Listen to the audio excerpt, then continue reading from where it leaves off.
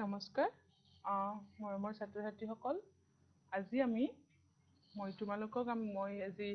পঞ্চম শ্ৰেণীৰ গণিত বিষয়টো পঢ়ুৱাম আমি আজি আলোচনা কৰিম আমাৰ নতুন গণিত কিতাপখনৰ পাঠ নং 6 নং পাঠটি আমি আজি আলোচনা কৰিম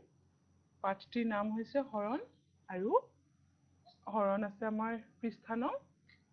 69 পৰা মই আজি এই পাঠটি আৰম্ভ হৈছে তোমালোকে জানা নহয় হৰণ কি মৰমৰ ছাত্ৰ ছাত্ৰীসকল আজি আমি হৰণ কি এই বিষয়ে শিকিম হৰণ মানে হৈছে আচলতে আমাৰ ভাগ কৰা আমি যেতিয়া কোনো এটা বস্তু বিভিন্ন ভাগত সমান ভাগত ভাগ কৰিম সেইটো আমি হৰণ কৰা বুলি কওঁ আৰু মনত ৰাখিবা গণিতৰ ভাষাত যেতিয়া আমি কিবা এটা বস্তু ভাগ কৰা বুজাও তেতিয়া আমি সেই ভাগটো সমান হ'ব লাগিব সমান ভাগ কৰাটোহে আমি হৰণ কৰা বুলি ক'ব পাৰো চোৱা আমাৰ হাতত ইয়াতে 6টা কলম আছে 1 2 3 4 5 6 আমাৰ হাতত ইয়াত এই 6টা কলম আছে এতিয়া এই 6টা কলম মই দুটাকৈ তোমালোকক ভগাই দিম আমি এই 6টা কলম তোমালোকৰ মাজত যেতিয়া দুটাকৈ ভগাই দিম আহাচোন মই কিমান জনক কলমটো ভগাব পাৰো এতিয়া চোৱা আমি এই দুটা কলম ধৰি লোৱা মই এই দুটা কলম এজনক দি দিলো তেতিয়া আমাৰ হাতত কিমানটা থাকিব আমাৰ হাতত কলম আছিল কিমান 6টা আমাৰ হাতত কলম আছিল 6টা তাৰ পৰা মই কিমানটা কলম দি দিলো দুটা কলম তোমাক দি দিলো গতিকে আমাৰ 6টাৰ পৰা দুটা কলম কি হ'ল কমি গ'ল হ'ল কিমানটা থাকিল আমাৰ হাতত এয়া আমাৰ হাতত থাকিল এতিয়া কিমানটা 4টা কলম 6টা কলম আছিল তাৰ পৰা আমি কি কৰিলো এবাৰ দি দিলো তো আমাৰ হাতত 6টা কলম আছিল তাৰ পৰা আমি দুটা কলম তোমাক বা কাৰোবাক মই ভগাই দিলো কেইবাৰ ভগালো মই এয়া মই একবাৰ ভগালো এতিয়া আমাৰ হাতত আছে কিমানটা 4টা কলম এতিয়া এই 4টা কলমৰ পৰা মই আকৌ দুটা কলম কোনোবা এজনক দি দিলো কি কৰিলো আমাৰ হাতত আছিল কিমানটা 4টা কলম এই 4টা কলমৰ পৰা মই আকৌ দুটা কলম তোমালোকৰ কোনোবা এজনক ভগাই দিলো এবাৰ কিমান বাৰ মই কৰিলো এয়া মই কৰিলো দুইবাৰ হ'ল এতিয়া আমাৰ হাতত কিমানটা থাকিল 4ৰ পৰা আমি দুটা গুছি গ'লে আমাৰ হাতত থাকিব মাত্ৰ দুটা কলম তো আমাৰ হাতত থাকিল এতিয়া কিমান দুটা কলম আমাৰ হাতত মুঠ কলম আছিল এই দুটা কলম মই যদি কোনোবা এজনক ভগাই দিও এতিয়া আমাৰ হাতত কলম থাকিব নেকি বাৰু আমাৰ হাতত 6টা কলম আছিল 6টাৰ পৰা মই দুটা কলম দিলো আকৌ দুটা কলম দিলো আকৌ এই দুটা কলম মই কাৰোবাক দি দিলো এতিয়া আমাৰ হাতত কেইটা কলম থাকিব এটাও নাথাকে 6টা কলমৰ পৰা আমাৰ দুটাকৈ মই ভগাই দিলো এতিয়া আমাৰ হাতত মুঠ কলম আছিল 6টা তাৰ পৰা মই দুটা কলম তোমালোকক দি দিলো মনত আছে নহয় কিমান বাৰ মই কলম বিয়োগ কৰিলো মই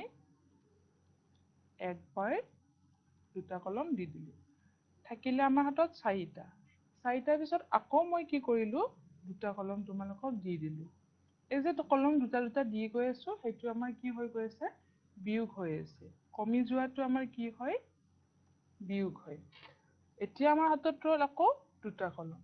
তাৰ পিছত আকৌ এই দুটা কলম মই আৰু কোনোবা এজনক দি দিলো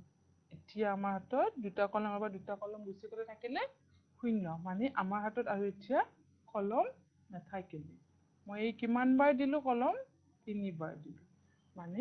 6টা কলম আমি কি কৰিলো মই 3 বাৰ ভগাই দিলো মানে 3 জনৰ মাজত ভগাই দিলো এই একজন এই দুইজন এই 3 জনৰ মাজত মই 6টা কলম ভগাই দিলো আৰু এতিয়া আমাৰ হাতত এটাও কলম বাকি নাথাকিল এনেদৰে আমি বিয়োগ কৰি থাকিব লাগিব যেতিয়া ভগাই থাকিম আমি আমি বিয়োগ কৰি গৈ থাকিম কমি গৈ থাকিব এতিয়া ঠিক তেনেদৰে চোৱা ইয়াতে আমাৰ কিছুমান আপেল দিয়া হৈছে তোমালোকে চিনি পাইছা নহয় সো ইয়াতে চোৱা আমাৰ এই লাইনটোত বা এই শাৰীটোত আমাৰ কিমানটা আপেল আছে 1 2 3 4 5 6 7 8 9 আমাৰ হাতত 9টা কলম 9টা আপেল আছে তে এতিয়া এই আমি আপেল কেইটা তিনিটাকৈ ভগাই দিম কোনোবাৰ মাজত বা কাৰোবাৰ মাজত আমি কি কৰিম তিনিটাকৈ আপেল ভগাই দিম চোৱা এতিয়া মই এই তিনিটা আপেল তোমালোকক দি দিলো তিনিটা আপেল মই দি দিলো এতিয়া আমাৰ হাতত কিমানটা আপেল থাকিব 9টা আপেলৰ পৰা আমাৰ তিনিটা আপেল গুচি গ'লে আমাৰ হাতত থাকিল 6টা আপেল আকৌ ইয়াৰ পৰা মই তিনিটা আপেল দি দিলো এতিয়া আমাৰ হাতত থাকিল তিনিটা আপেল আমাৰ হাতত আছিল 9টা আপেল তাৰ পৰা মই তিনিটা আপেল দি দিলো মানে তিনিটা আমাৰ কমি গ'ল গতিকে বিয়োগ কৰিলো থাকিল আমাৰ হাতত 6টা আপেল মই বিয়োগ কেইবাৰ কৰিলো এবাৰ কৰিলো আকৌ মই 6টাৰ পৰা এই তিনিটা আপেল দি দিলো আকৌ তিনিটা আপেল আমাৰ কমি গ'ল মানে আমি বিয়োগ কৰিলো এতিয়া আমাৰ হাতত আকৌ তিনিটা থাকিল এই তিনিটা আপেল আমাৰ হাতত থাকিল মই কিমান বাৰ বিয়োগ কৰিলো তিনিকৈ দুবাৰ বিয়োগ কৰিলো এতিয়া আমি আকৌ দিব পাৰিম যেহেতু আমাৰ হাতত তিনিটা আছে আমি মই কৈছিলো যে আমি সমান সমান হলেহে ভাগ কৰিব পাৰো তিনিটা আছে আকৌ আমি তিনিটা আপেল দিব পাৰিলো এতিয়া আমাৰ হাতত 0 মানে এটা এই তিনিটা দি দিয়াৰ পিছত আমাৰ হাতত আৰু একো আপেল ইয়াতে নৰল সো এবাৰ মই কিমান বাৰ বিয়োগ কৰিলো মই তিনিবাৰ বিয়োগ কৰিলো বুজি পালানে এনেদৰে আমি ভগাই দিলে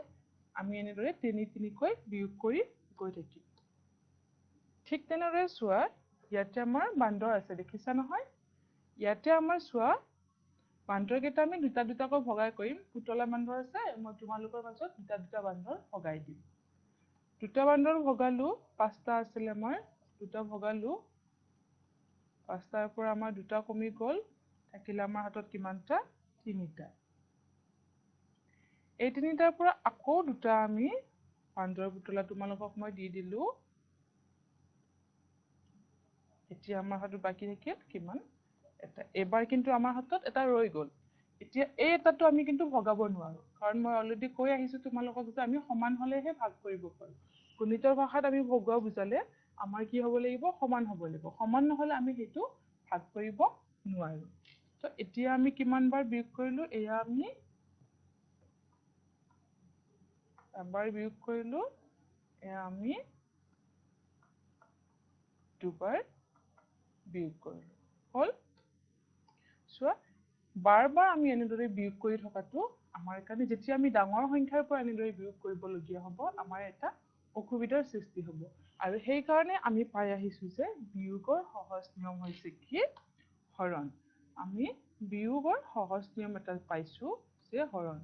সৰু সংখ্যা হলে আমি সহজতে মানে বিয়োগ কৰি গৈ থাকিব পাৰিম কিন্তু যদি আমি ডাঙৰ সংখ্যা লওঁ তেতিয়া আমাৰ কি হ'ব বিয়োগ কৰিবৰ কাৰণে অসুবিধা হ'ব গতিকে এই বিয়োগ বাৰ বিয়োগ কৰা আমাৰ এটা সহজ নিয়ম হৈছে কি হৰণ তোমালোকে পাই আহিছা যোগ কৰাৰ আমি বাৰ যোগ কৰা সহজ নিয়ম আছিলে পূৰণ আৰু এতিয়া বাৰ বিয়োগ কৰা সহজ নিয়ম হৈছে আমাৰ হৰণ এতিয়া হৰণ কি কৰিম হৰণ কৰিবৰ কাৰণে আমাৰ এটা চিন থাকে সেইটো হৈছে এনেকুৱা আৰু এই চিনটোক কোৱা হয় হৰণ চিন এই চিনটোক কি কোৱা হয় হৰণ চিন আৰু ধৰি লোৱা আমি আগত পাই আহিলো যে আমাৰ হাতত 6টা কলম আছিলে আমি দুটাকৈ ভাগ কৰিব লাগিব তেতিয়া আমি 6টোক ভাগ কৰিম কেনেকৈ 2কৈ ভাগ কৰি যাম তেতিয়া আমি এইটো লিখিম এনেদৰে 6 হৰণ 2 যেতিয়া আমি 6টো দুটাকৈ ভাগ কৰি যাম তেতিয়া আমি এনেদৰে হৰণত লিখি লম যে 6 হৰণ 2 এতিয়া এইটো আমি হৰণ কৰিব লাগিব হৰণ কৰিবৰ কাৰণে আমি আমাৰ যিটো ডাঙৰ সংখ্যা আছে বা যিটো আমাৰ প্ৰথমতে পোৱা সংখ্যা সেইটো আমি ভিতৰত লিখিলো তাৰ পিছত আমাৰ আহিলে বাহিৰত লিখিলো আমি 2টো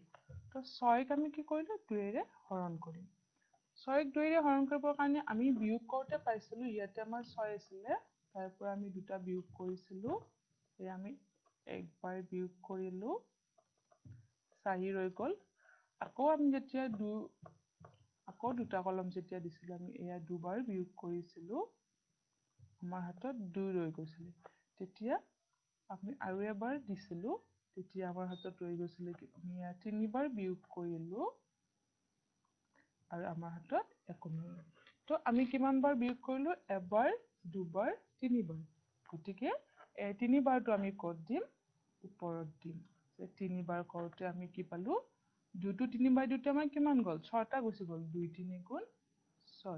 আমি ইয়াতে পাতিম আৰু এইটোৰ পৰা আমি এইটো কি কৰিম এতিয়া বিয়োগ কৰিম তো 6 ৰ পৰা 6 বিয়োগ কৰিব লাগিব বিয়োগ কৰোতে আমি পালো 0 গতিকে এইটো হল আমাৰ হৰণ অংক কৰা পদ্ধতি যে আমি 6 কি কৰিলো 2 এৰে ভাগ কৰিলো বা 2 এৰে হৰণ কৰিলো আৰু আমি কিমান বাৰ দিলো 3 বাৰ দিলো 3 বাৰ দিলো মানে আমি এইটো কৰিবৰ কাৰণে আমাক কি লাগিব পুৰণৰ নেউতাখন আমাক মুখস্থ লাগিব তোমালোকে হৰণ অংক কৰিবৰ কাৰণে পুৰণ নেউতাখন মাষ্ট বি জানিবই লাগিব কাৰণ পুৰণ নেউতাখন নহলে আমি যদি সৰু অংক হয় বা সৰু সংখ্যা হয় আমি এনেদৰে বিয়োগ কৰি হিসাব কৰিব পাৰিম কিন্তু ডাঙৰ সংখ্যাত আমি এই পদ্ধতিৰে বিয়োগ কৰি বাৰ বাৰ হিসাব কৰিব নোৱাৰিম তাৰ বাবে আমাক কি লাগিব নেউতাখন পুৰণৰ নেউতাখন মুখস্থ থাকিব লাগিব 2 আমি পুৰণা নেউতাখনত পাইছিলো কি ধৰিলে আমি বেলেগ এটা সংখ্যা হৰণ কৰিম আমি 8ক হৰণ কৰিম 2 এৰে 8ক 2 এৰে হৰণ কৰিলে আমি এনেদৰে বিয়োগ কৰি বিয়োগৰ পদ্ধতিৰে হৰণটো উলিয়াব পাৰো কিন্তু আমি তাৰ সহজ মানে বাৰ বাৰ বিয়োগ কৰি থকাতকৈ আমি পুৰণ নেউতাৰ সহায়ত হৰণটো কৰিম এতিয়া চোৱা আমি পুৰণ নেউতাখনত পাইছিলো 2 1 গুণ 2 2 2 গুণ 4 2 3 গুণ 6 2 4 গুণ 8 আমি এতিয়া পাই গলো যে 2টোক আমি 4 বাৰ দিলে কিমান পাও 8 পাও আমাক 8 লাগে এটো আমাৰ উলাই গল 2 4 গুণ 8 মানে 2ত আমি একবাৰ হলে 2 2 দুইবাৰ হলে 4 2 তিনিবাৰ হলে 6 আৰু 2 চাৰিবাৰ হলে 8 আমি পাই গলো 8ত 2টো কিমান বাৰ আছে 4 বাৰ আছে গতিকে 2 4 গুণ 8 যেটো আমি এইটো আৰু এইটো পূৰণ কৰি যেটো পাও এই দুটা পূৰণ হ'ব এই দুটা পূৰণ কৰি যেটো পাও আমি 8ৰ তলত ইয়াতে পাতিব লাগিব সো এতিয়া আমি কি কৰিব লাগিব বিয়োগ কৰিব লাগিব 8ৰ পৰা 8 গলে আমাৰ কি হল 0 এইখিনি আমাৰ হৰণ কৰাৰ পদ্ধতি আৰু ডাঙৰ সংখ্যালৈ তোমালোকে হৰণ কৰি চাবা আমি প্ৰথমতে সৰু সংখ্যাৰ পৰা চাইছো আমি বাৰ বাৰ বিয়োগ কৰি পেলাই হৰণ কৰা পদ্ধতিটোতকে আমাৰ পুৰণ নেউতাৰ সহায়ত হৰণ কৰা পদ্ধতিটো সহজ সৰু সংখ্যা হলে আমি এনেদৰে কৰিব পাৰো বিয়োগৰ জৰিয়তে কিন্তু ডাঙৰ সংখ্যাৰ কাৰণে আমাৰ অসুবিধা হ'ব তাৰ কাৰণে আমাৰ এনেকুৱা ধৰণৰ হৰণৰ প্ৰয়োজন হয় আৰু এনেকুৱা ধৰণৰ হৰণ আমি পুৰণ নেউতাৰ সহায়ত কৰিব পাৰো এতিয়া চোৱা ইয়াতে ধৰিলো আমাৰ কি আছে আমাৰ ইয়াতে 1 2 3 4 5 6 7 8 8টা আইসক্রিম আছে তোমালোকে নিশ্চয় সকলোৱে আইসক্ৰিম ভাল পোৱা আমাৰ 8টা আইসক্ৰিম আছে আৰু এই 8টা আইসক্ৰিমক আমি দুটাকৈ ভাগ কৰিম দুটাকৈ ভাগ কৰিলে চাবাচোন আমি কিমান বাৰ বা কিমানটা ভাগ পাও আমি এটা ভাগ কৰিলো আমি দুটাকৈ ভাগ কৰি গৈছো আকৌ ইয়াতে ভাগ কৰিলো এয়া আমাৰ হাতত কি আছিল 8টা আইসক্ৰিম আছিল আমি কিমান দুটাকৈ ভাগ কৰোতে 8ক আমি কি কৰিছো 2 এৰে ভাগ কৰিছো সো 8ক আমি দুটাকৈ ভাগ কৰোতে কিমানটা ভাগ পালো এটা দুটা তিনিটা চাৰিটা আমি চাৰিটা ভাগ পালো মানে 2 কৈ আমি কিমান বাৰ দিলো একবাৰ দুবাৰ তিনিবাৰ চাৰিবাৰ আমি 4 বাৰ দিলো গতিকে 2 4 গুণ আমাৰ কিমান 8টা গুটেই গুচি গল বিয়োগ কৰোতে আমাৰ হাতত একো নাথাকিল মানে আমি দুটাকৈ ভাগ কৰি গলো গুটেই গিটা আইসক্ৰিম আমাৰ শেষ হৈ গল আৰু আমাৰ হাতত কি হল এটাও আইসক্ৰিম নাথাকিল তো এতিয়া আমি চোৱা এনেদৰে আমি হৰণ কৰিলো হৰণ কৰাৰ আগত চোৱা আমাৰ এতিয়া এই হৰণখিনিৰ ধৰিলে এইটো আমি কৰিছিলো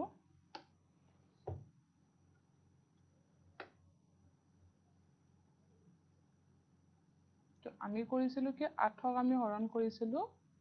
2ৰে আমাৰ কিমান বাৰ দিছিলো 4 বাৰ গৈছিলে 2 এই দুটা পূৰণ হয় 2 4 গুণ আমাৰ 8 আৰু এইটোৰ পৰা এইটো বিয়োগ কৰোতে আমাৰ হাতত হ'ল কিমান 0 এইখিনি আমাৰ হৰণৰ পদ্ধতি এতিয়া এই পদ্ধতিটোত থকা এই সংখ্যাবোৰৰ বা এই ঠাইবিলাকৰ একো নাম আছে চোৱা যিটো সংখ্যাক আমি হৰণ কৰিব লাগে এই সংখ্যাটোক কোৱা হয়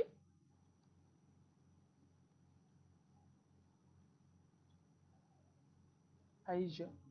এই যেটো আমি 8 সংখ্যাটোক হৰণ কৰিম এই সংখ্যাটোক কোৱা হয় আমাৰ ভাজ্য আৰু যেটো সংখ্যা আমাৰ কি কৰিব ভাগ কৰিব হেতুক কোৱা হয় আমাৰ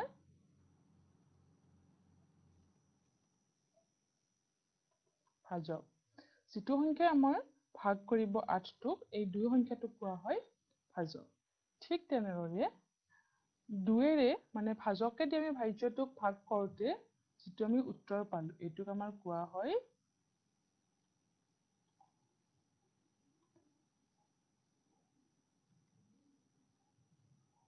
ভাগফল যেটো আমি হৰণ কৰোতে মানে 8ক 2ৰে ভাগ কৰোতে যেটো আমি উত্তৰ পালো ফল পালো হেতু হল আমাৰ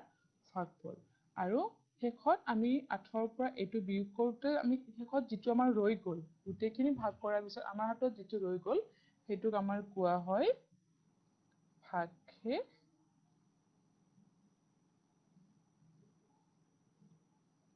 ভাগশেষ বা আমি বাকি বুলিও ক'ব পাৰো কাৰণ আমি যদি হৰণ কৰাৰ পিছত বা ভগাই দিয়াৰ পিছত বা ভাগ কৰাৰ পিছত আমাৰ হাতত কিবা এটা ৰৈ যায় হেতু আমাৰ হ'ব ভাগশেষ বা বাকি এতিয়া ইয়াতে আমাৰ শূন্য ৰৈছে মানে আমাৰ হাতত ভাগশেষ বা বাকি একো ৰোৱা নাই কিন্তু চোৱা মনত ৰাখিব লাগিব আমাৰ কোনটোক কি বুলি কোৱা হয় আমাৰ যেটোক আমি হৰণ কৰিম বা যেটোক আমি ভাগ কৰিম হেতুক কোৱা হয় আমাৰ ভাজ্য বুলি মানে 8ক আমাৰ ভাজ্য বুলি কৈছো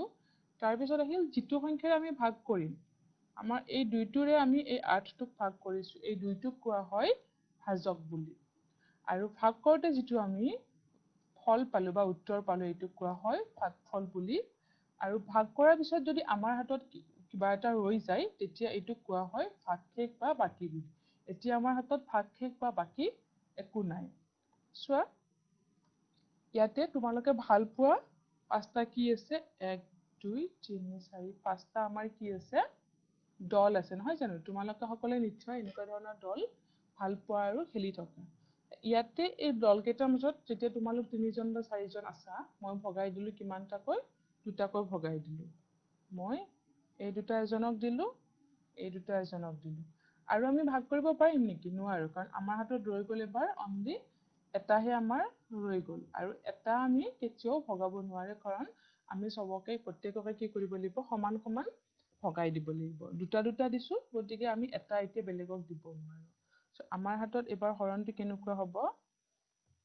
5টা পুতলা আছিলে আমাৰ দুটাকৈ ভাগ কৰিম তো দুটাকে এবাৰ দিলো আৰু এবাৰ দুবাৰ দিব পাৰিম মানে 2 দুগুণ 2 পূৰণ 2 আমাৰ কি হ'ল 4 মানে এই দুটা দুটাকৈ আমাৰ কিমানটা গ'ল 4টা গুচি গ'ল গতিকে এতিয়া আমাৰ হাতত কি হ'ব ভাগফল নিশ্চয় ভাগশেষ নিশ্চয় ৰ'ব কাৰণ 5ৰ পৰা 4 বিয়োগ কৰিলো আমি আমাৰ হাতত ৰ'ল 1 ৰৈ গ'ল মানে এটা পুতলা আমাৰ হাতত ৰৈ গৈছে দেখিছানে গতিকে এই 1টো আমাৰ কি হ'ব ভাগশেষ হ'ব ভাগশেষ ৰ'ব মানে কি আমি ভাগ কৰি পেলাই শেষত আমাৰ হাতত আৰু এটা পুতলা ৰৈ গ'ল এইটো পুতলা আমি ভাগ কৰিব নোৱাৰো কাৰণ আমাৰ হাতত মাত্ৰ এটাহে পুতলা আছে বুজি পালা নহয় তোমালোকে সো এতিয়া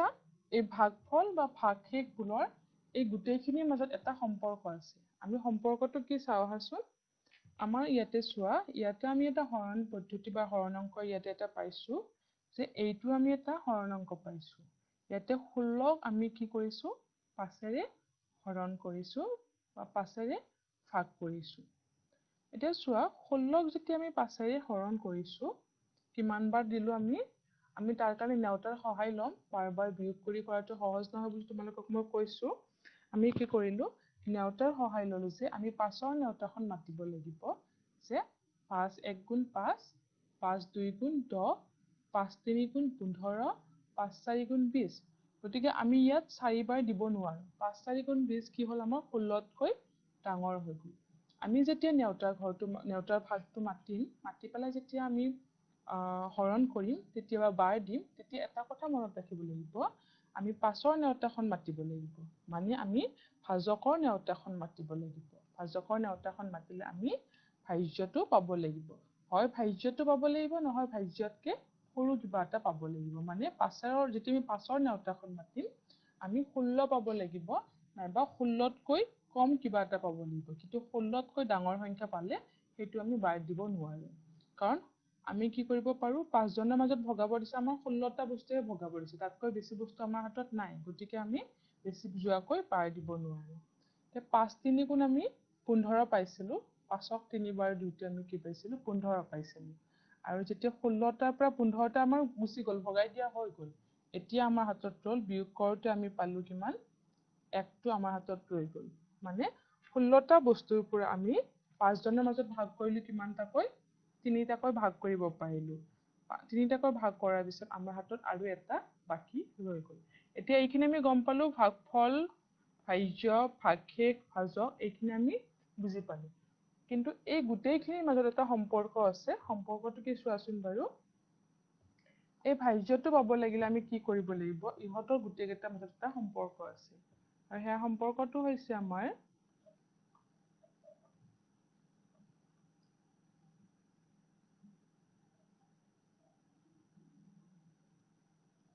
ভাজ্য সমান, মানে ভাজ্যটো পাবৰ কাৰণে আমাৰ এটা সম্পৰ্ক কি আছে,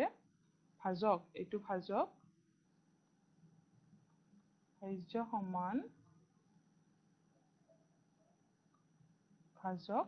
পূৰণ কি আমাৰ ভাগফল। আমি 5 পূৰণ 3 এইটো কৰিব লাগিব, যে ভাজ্য সমান ভাজক পূৰণ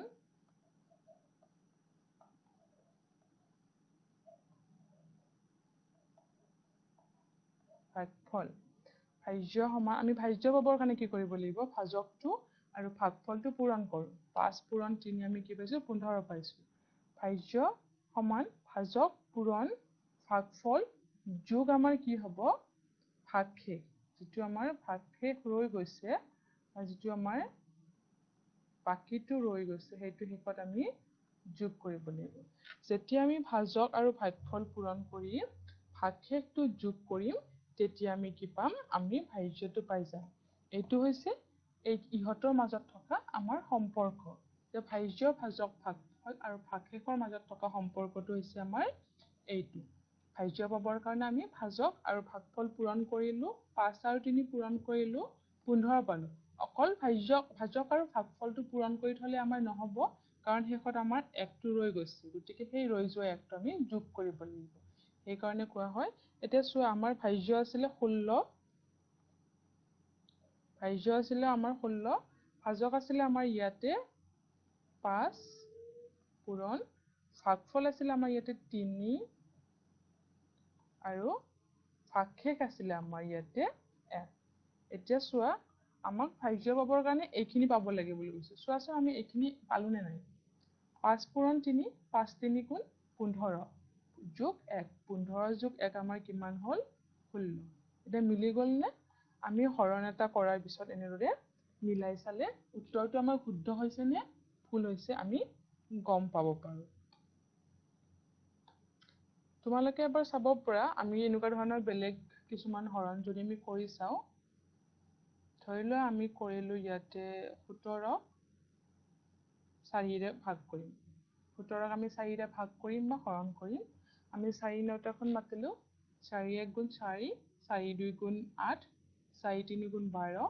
4 4 গুণ 16, 4 5 গুণ 20 হ'ব। 17টো পাৰ হৈ যাব, গতিকে আমি 5 বাৰ দিব নোৱাৰিম। আমি দিব লাগিব ইয়াত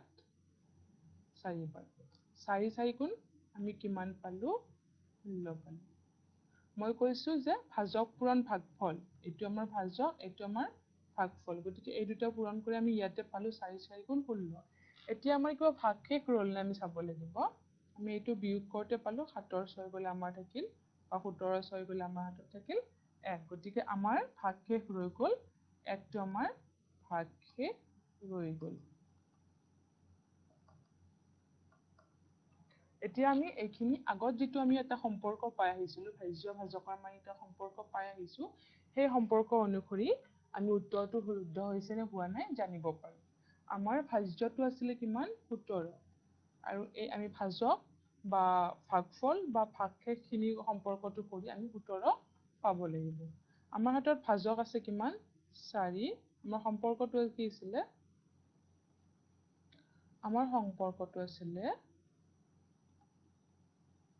ভাজক পূৰণ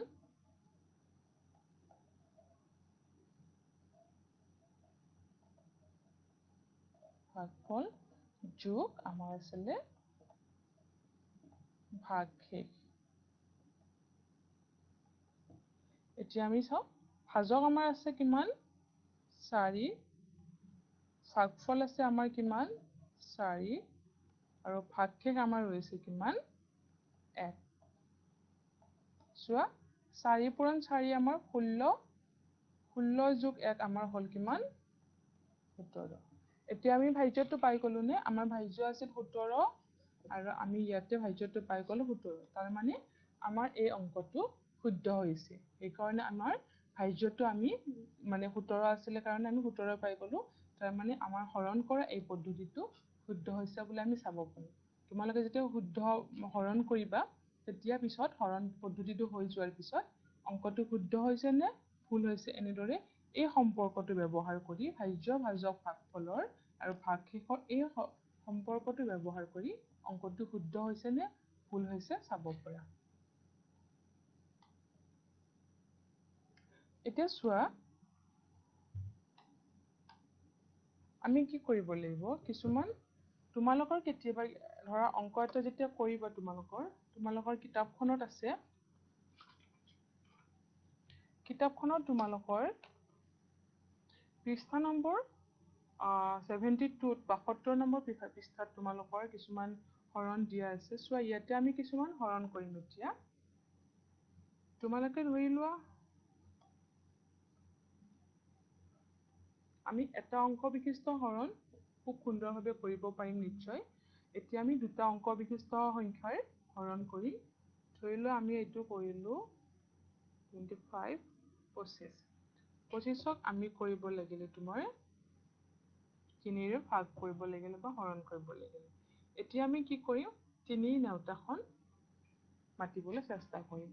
3 নেউতাখন যেতিয়া মাতিম 3 × 1 = 3 3 × 2 = 6 3 × 3 = 9 3 × 4 = 12 3 × 5 = 15 3 × 6 = 18 3 × 7 = 21 3 × 8 = 24। আমি 25টো নাপাওঁ চ' আমি ইয়াতে কিমান দিলো 8 বাৰ দিলো। 3 × 8 = আমাৰ হাতত আহিল 24। বিয়োগ কৰিলে আমাৰ 25ৰ পৰা 24 কৰিলে আমাৰ হাতত ৰল 1। এতিয়া এই অংকটোত আমি কি কৰিব লাগিব ভাজক ভাগফল বিচাৰি উলিয়াব লাগিব। এই সংখ্যাটোত আমাৰ ভাজ্য হ'ব কোনটো ভাজ্য হ'ব আমাৰ 25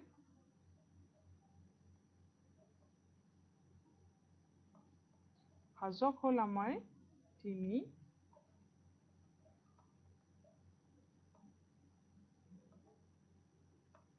ভাগফল পালো আমি 8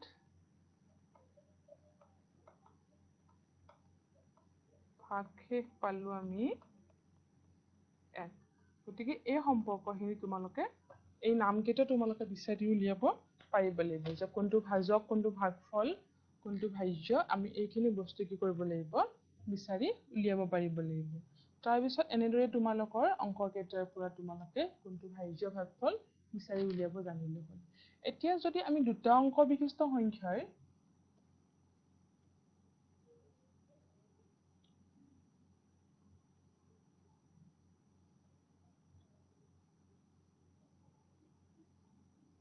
আমি ইয়াতে পালো 35 35 আমি ললো। এতিয়া এই দুই অংক বিশিষ্ট সংখ্যাটোক মই কলো যে 2ৰে ভাগ কৰা বা 2ৰে হৰণ কৰা। তে 2 নেউতাখনেদি যদি আমি 35ক ভাগ কৰিব লাগে 2 নেউতাখনত তোমালোকে 2 × 10 = 20 লৈকে খুব ভালদৰে নিশ্চয় জানা। তাৰপিছত হয়তো তোমালোক 2 × 11 = 22 তেনেকুৱা এইবোৰত 2 × 12 = 24 সেই নেউতাখনৰ বা হয়তো তোমালোক কেতিয়াবা প্ৰব্লেম হ'ব পাৰে বা অসুবিধা হ'ব পাৰে বা মুখস্থ নাথাকিব পাৰে। এতিয়া আমি এটা বুদ্ধি কৰিব পাৰো কি আমি 1ক 10ত ভাগ কৰি লম। এইটো হৈছে আমাৰ 100 আৰু এইটো হৈছে আমাৰ 10। এতিয়া আমি যেতিয়া এনেকুৱা ধৰণে একক দশকত ভাগ কৰি ল'ম, পূৰণত আমি বা যোগ বা বিয়োগত আমি কি কৰোঁ, এককৰ ফালৰ পৰা চব কাম কৰোঁ। যদি আমাৰ ইয়াতে দশক আৰু ইয়াতে একক থাকে, যোগ বিয়োগ আৰু পূৰণত আমি এককৰ ফালৰ পৰা কামবোৰ কৰি আহোঁ। কিন্তু হৰণত আমি কি কৰোঁ, দশকৰ ফালৰ পৰা মানে বাওঁ ফালৰ পৰাহে কামবোৰ কৰোঁ। আমি কি কৰিব লাগিব, ভাগ কৰিলোঁ ৩। ৩টো সংখ্যাটো যদি ২ৰ সমান বা ২তকৈ ডাঙৰ হয়, তেনেহ'লে আমি ২ৰে ৩ক ভাগ কৰি ল'ব পাৰোঁ। ২ৰে ৩ক ভাগ কৰিলে আমাৰ কিমান বাৰ হ'ব, ২ গুণ ২ কৰিলোঁ, হ'ল। এতিয়া আমি বিয়োগ কৰিলোঁ, ৩ৰ পৰা ২ গ'লে বিয়োগ আমাৰ কিমান হ'ল, ১ হ'ল। এতিয়া একক আমি আকৌ বাই দিব নোৱাৰোঁ, ১টো ২তকৈ সৰু হয়। তেতিয়া আমি কি কৰিম, ওপৰৰ এই এককৰ ঘৰত থকা সংখ্যাটো ইয়ালৈ নমাই আনিম। এতিয়া আমাৰ কিমান হৈ গ'ল, ১৫। এতিয়া ১৫ক আমি ২ৰে নিশ্চয় হৰণ কৰিব পাৰিম। আমাৰ হ'ব এইবাৰ কিমান, ৭ বাৰ দিলোঁ, ২ ৭ গুণ আমাৰ হ'ল ১৪। এতিয়া আমি আকৌ বিয়োগ কৰিলোঁ, ১৫ৰ পৰা ১৪ বিয়োগ কৰোঁতে আমি পালোঁ কিমান, ১। এতিয়া আমাৰ এই অংকটো এনেদৰে কমপ্লিট হৈ গ'ল। অংকটো আমি কি কৰিলোঁ, 35 আছিলে, 35 আছিলে, ২ৰে ভাগ কৰিলোঁ। প্ৰথমতে এবাৰ দিলোঁ, ২ ১ গুণ ২ হ'ল। তাক বিয়োগ কৰোঁতে আমি পালোঁ ১। ইয়াৰ পিছত আমাৰ কি হ'ল, যিহেতু আমি একক হৰণ কৰিব নোৱাৰোঁ ২ৰে, আমি ওপৰৰ এককৰ ঘৰত থকা ৫টো তললৈ নমাই আনিলোঁ, ১৫ হ'ল। ১৫ত এবাৰ ৭ বাৰ দিলোঁ, ২ ৭ গুণ আমাৰ ১৪ হ'ল। আৰু আমাৰ হাতত বাকী ৰ'ল ভাগশেষ ৰ'ল ১। এনেধৰণে আমি দুটা অংক বিশিষ্ট সংখ্যা কি কৰিব পাৰোঁ, হৰণ কৰিব পাৰোঁ। এটা অংক বিশিষ্ট সংখ্যাৰ হৰণবোৰ আমাৰ কাৰণে নিশ্চয় সহজ, আৰু দুটা অংক বিশিষ্ট সংখ্যাৰ আমি এনেদৰে হৰণবোৰ কৰিব পাৰোঁ। এতিয়া ধৰি লোৱা তোমালোকক কি থাকিব, কেতিয়াবা ভাজক ভাগফল এইবোৰ দিয়া থাকিব, আমি ভাজ্যটো ওলাব লাগে। তোমালোকক দিয়াই আছে,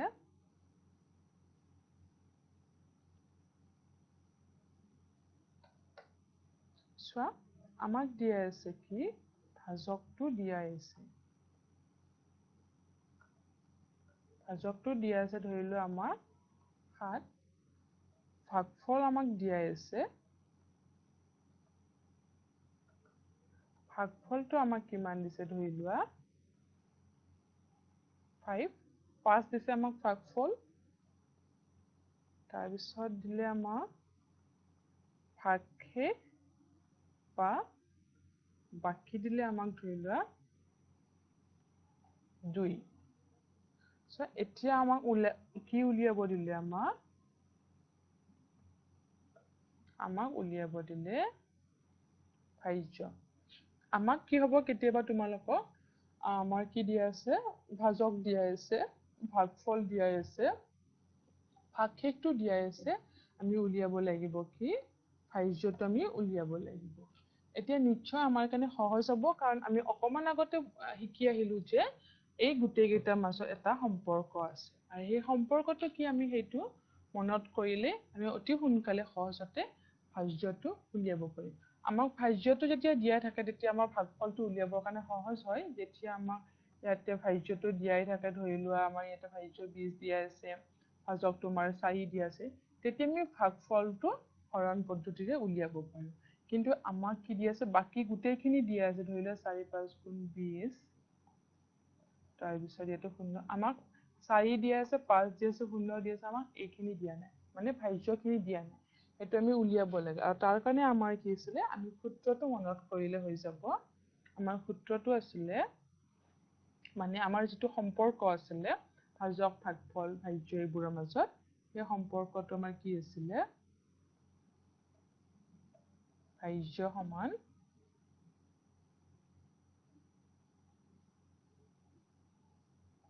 ভাজক পূৰণ ভাগফল, ভাজক পূৰণ ভাগফল, যোগ আছিলে আমাৰ কি, ভাগশেষ। হ'ল। এই সূত্ৰ, এই আমাৰ সম্পৰ্কটো আমাৰ মনত আছে যে ভাজ্যৰ লগত আমাৰ বাকী কেইটাৰ সম্পৰ্কটো এনেকুৱা ধৰণৰ আছিলে। এতিয়া আমাক উলিয়াব কি দিছে, ভাজ্যটোৱে উলিয়াব দিছে, আৰু আমি ভাজ্য উলিয়াবৰ কাৰণে কি কৰিম, ভাজকটো আমাৰ দিয়াই আছে, ইয়াতে আমাৰ ভাজকটো দিয়াই আছে ৭। তো আমি প্ৰথমতে ভাজকটো পাতি ললো তাৰ পিছত পূৰণ তাৰ পিছত দিছে আমাৰ ভাগফল আহিলে ভাজকৰ লগত আমি কি কৰিব লাগিব ভাগফল পূৰণ কৰিব লাগিব আৰু ভাগফলটো আমাৰ হাতত দিয়াই আছে কিমান 5 আমি কি কৰিলো ভাজক আৰু ভাগফলটো পূৰণ কৰিব লাগিব তাৰ পিছত আমাৰ সম্পৰ্ক মতে হয় কি ভাগশেষটো আমি যোগ কৰিব লাগে আৰু ভাগশেষো আমাৰ হাতত দিয়া আছে কিমান 2 এতিয়া আমি কি কৰিলো সম্পৰ্কটো আমি পাই গলো কি আছিল 7 পূৰণ 5 আমাৰ কি হল 12 যোগ আমাৰ কি আহিল 2 এতিয়া আমি উত্তৰটো কিমান পালো 12 সৰি 7 5 গুণ পালো আমি কিমান 35 যোগ আমাৰ 2 সৰি 7 পূৰণ 5 আমাৰ দি আছে 7 5 গুণ 35 যোগ আমি তাৰ লগত 2 কৰিলো তাৰ পিছত আমাৰ এতিয়া উত্তৰটো হ'ব 35 যোগ 2 আমাৰ উত্তৰটো হ'ল আমাৰ 37 মানে আমি ভাজ্য কিমান পালো 37 মানে 37 এতিয়া আমি এই বস্তুটো হৰণ পদ্ধতিৰে চালে বুজি পাম ইপিনে আমি চাব পাৰো ইফালে বাওফালে চোৱা তোমালোকে আমি ভাজ্য কিমান পালো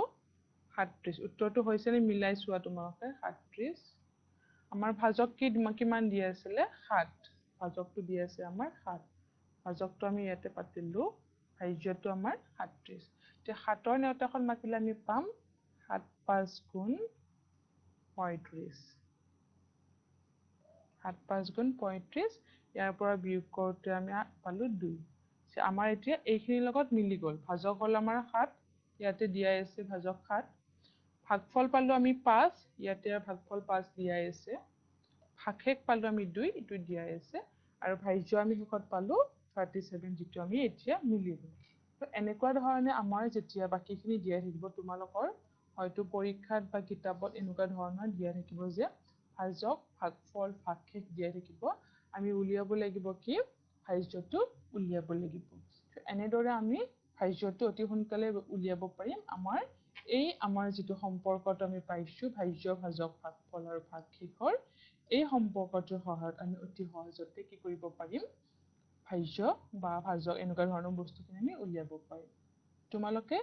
এইখিনি কথা মনত ৰাখিবা এই সম্পৰ্কটো আমি মনত ৰাখিব লাগিব ভাজ্য ভাগফলৰ যেটো সম্পৰ্ক মৰমৰ ছাত্ৰ-ছাত্ৰীসকল সকলো সময়তে আমাৰ কি আমি যেতিয়া কিবা এটা বস্তু শিকি ললো বা জানি ললো তাৰ পিছত আমাৰ কি হ'ল অভ্যাসন সময় আমি গোটেইখিনি শিকিলো যিখিনি মোৰ পৰা তোমালোকে জানিলা বা শিকিলা সেই বস্তুখিনি আমি এতিয়া কি কৰিব লাগিব অভ্যাস কৰিব লাগিব ঘৰত প্ৰেক্টিচ কৰিব লাগিব এনেও তোমালোকে লকডাউনৰ বাবে ঘৰতে আছা স্কুলৰ পৰা আঁতৰত আছা গোটেই ঘৰত এই গণিতবোৰ এই অংকবোৰ তোমালোকে অভ্যাস কৰিব লাগিব প্ৰেক্টিচ কৰিব লাগিব এইখিনি কাম তোমালোকক মই ঘৰত কৰিবৰ কাৰণে অভ্যাস কৰিবৰ কাৰণে দিলো চোৱা 1 নম্বৰত মই তোমালোকক ক'লো কি বিয়োগ কৰি হৰণ কৰা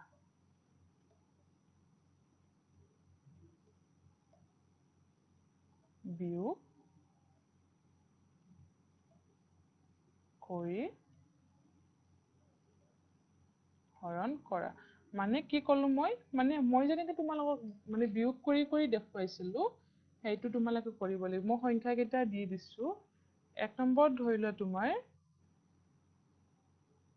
ধৰিলা 7ক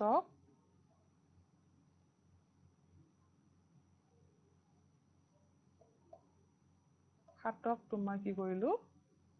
2 কৈ ভাগ কৰা কিমানটা ভাগ কৰা তোমালোকে চাই যাবা হ'ব 7ক 2 কৈ ভাগ তাৰ পিছত মই দিলো ধৰি লোৱা 15ক 3 কৈ বিয়োগ কৰি হৰণ কৰা মনত আছে মই শিকাই দিছিলো 7ক 2 কৈ ভাগ কৰা 15ক 3 কৈ মানে 3 বাৰকৈ ভাগ কৰিছো তাৰ পিছত আহিল আমাৰ মই দিলো তোমাৰ 30ক মানে 30 সংখ্যাটো 4 কৈ ভাগ কৰা মানে বিয়োগ কৰি 30ৰ পৰা 4 কৈ বিয়োগ কৰি থকা 7ৰ পৰা তোমাৰ 2 কৈ বিয়োগ কৰি আমাৰ কি কৰিবা ভাগ কৰিবা এইখিনি তোমালোকক মই অভ্যাস কৰিবৰ কাৰণে দিলোঁ। তাৰপিছত 2 নম্বৰত মই তোমালোকক দিলোঁ, মই ইপিনে লিখিছোঁ প্ৰশ্নটো, 2 নম্বৰত তোমালোকক মই দিলোঁ ডাইৰেক্ট হৰণ কৰিবলৈ। তোমালোকে হৰণ পদ্ধতি শিকিলা, এতিয়া সেই পদ্ধতি ব্যৱহাৰ কৰি হৰণ কৰিব লাগিব। 2 নম্বৰ দিলোঁ মই তোমালোকক হৰণ কৰা। মই দিলোঁ 6 হৰণ 3, 6 হৰণ 3। তাৰপিছত মই দিলোঁ 10 হৰণ 2, মানে 10ক 2ৰে ভাগ কৰা। তাৰপিছত মই দিলোঁ, এনেকুৱা আমি যিটো পাই আহিছিলোঁ সেই হিচাপত মই তোমালোকক এবাৰ দি দিওঁ,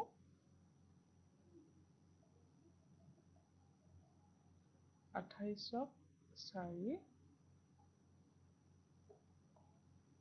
দি আহিল তোমাৰ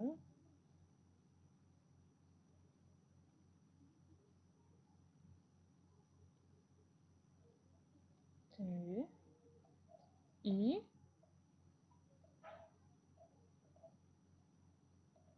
75 2। তাৰপিছত আহিলে আমাৰ এইখিনি তোমালোকে ঘৰত অভ্যাস কৰিবা। যিখিনি আমি এতিয়ালৈ শিকিলোঁ সেইখিনি নিশ্চয় তোমালোকৰ সহায় হ'ব এই অভ্যাসখিনি কৰিবৰ কাৰণে। এবাৰ আমি দিলোঁ ধৰি লোৱা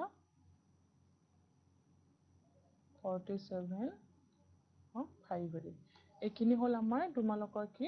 ঘৰত কৰিবৰ কাৰণে মই তোমালোকক দুটামান প্ৰশ্ন দিছোঁ। তোমালোকে এই প্ৰশ্নখিনি লিখি ল'ব পাৰা, লিখি লৈ ঘৰত কি কৰিব পাৰা, অভ্যাস কৰিব পাৰা। আৰু তোমালোকৰ কিতাপখনৰ 72 নম্বৰ পেজত বা 71 নম্বৰ পেজত তোমালোকৰ ধুনীয়াকৈ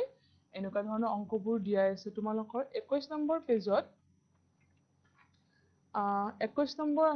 70 নম্বৰ পেজত তোমালোকৰ দুটামান কি দিয়া আছে, এনেকুৱা ধৰণৰ হৰণ অংক দিয়া আছে। আৰু কিতাপখনত থকা সেই হৰণ অংকখিনি তোমালোকে কৰিবা। এনেদৰে কৰিলে নিশ্চয় তোমালোকে হৰণ অংক অতি সোনকালে বুজি পাবা। মই দিয়া সহজ সহজ পদ্ধতিবোৰ ব্যৱহাৰ কৰি হৰণ অংক কৰিবলৈ চেষ্টা কৰিবা। মৰমৰ ছাত্ৰ ছাত্ৰীসকল, আজি আমি এইখিনি শিকিলোঁ। ইয়াৰ পৰৱৰ্তী পৰ্যায়ত আমি হৰণৰ আৰু বেলেগ বেলেগ